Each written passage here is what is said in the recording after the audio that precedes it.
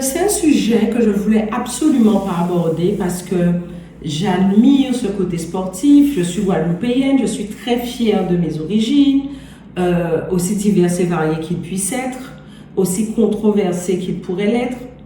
Simplement, j'ai été contactée par énormément de personnes qui m'ont relayé certaines vidéos, il y a beaucoup qui s'interrogeaient et j'ai fait 2 vidéos à ce propos.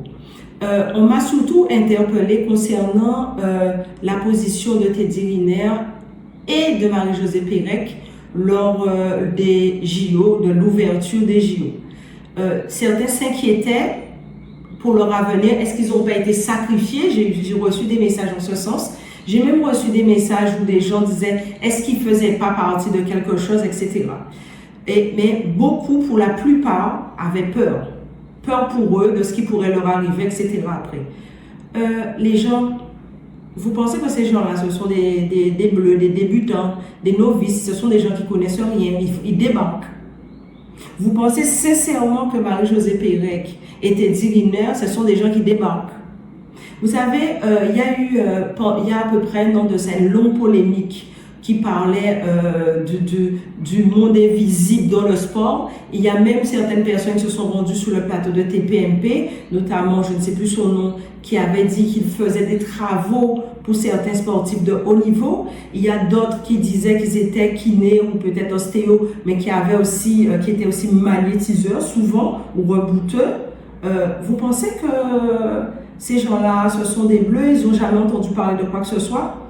Vous savez, en Guadeloupe, il y a énormément de sportifs, donc de haut niveau, j'ai l'occasion de rencontrer certains, c'était certainement pas des bleus. Et si ce n'était pas eux qui s'occupaient de leurs affaires, ils avaient leur mère, leur grand-mère, une famille, quelqu'un qui s'occupait. Mais ces gens-là ne se réveillent pas un matin en découvrant les choses. À ce niveau-là, ils sont au courant.